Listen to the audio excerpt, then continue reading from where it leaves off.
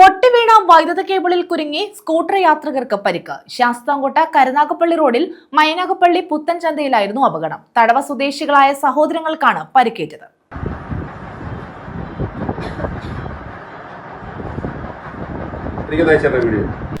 പൊട്ടിവീണ വൈദ്യുത cable കുരുങ്ങിയാണ് scooter മറിഞ്ഞ് സഹോദരങ്ങൾക്ക് പരിക്കേറ്റത്.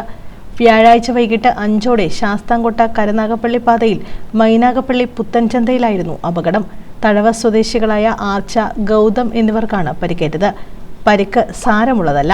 ഓടിക്കൂടിയ വ്യാപാരികളും പ്രദേശവാസികളും ചേർന്ന് ഇവരെ ശാസ്താംകോട്ട താലൂക്ക് ആശുപത്രിയിലെത്തിച്ച് ചികിത്സ ലഭ്യമാക്കി. ശാസ്താംകോട്ട ദേവസ്വം ബോർഡ് കോളേജിലെത്തി തിരികെ വീട്ടിലേക്ക് മടങ്ങുമ്പോഴായിരുന്നു അപകടം. പാതയിലെ വൈദ്യുത തൂണിൽ നിന്ന് സമീപത്തെ കടയിലേക്ക് വലിച്ചിട്ടുള്ള കേബിൾ പൊട്ടിക്കിടക്കുകയായിരുന്നു. ഇത് ഇവരുടെ ശ്രദ്ധയിൽപ്പെട്ടില്ല.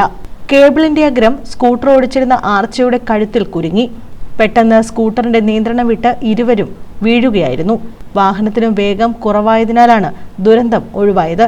തിരക്കുള്ള പാതയിൽ കേബിൾ പൊട്ടിക്കിടന്നത് അറിയാതിരുന്നത് KSEBയുടെ വീഴ്ചയാണെന്നും ആരോപണമുണ്ട്. News bureau, Sasthamkotta.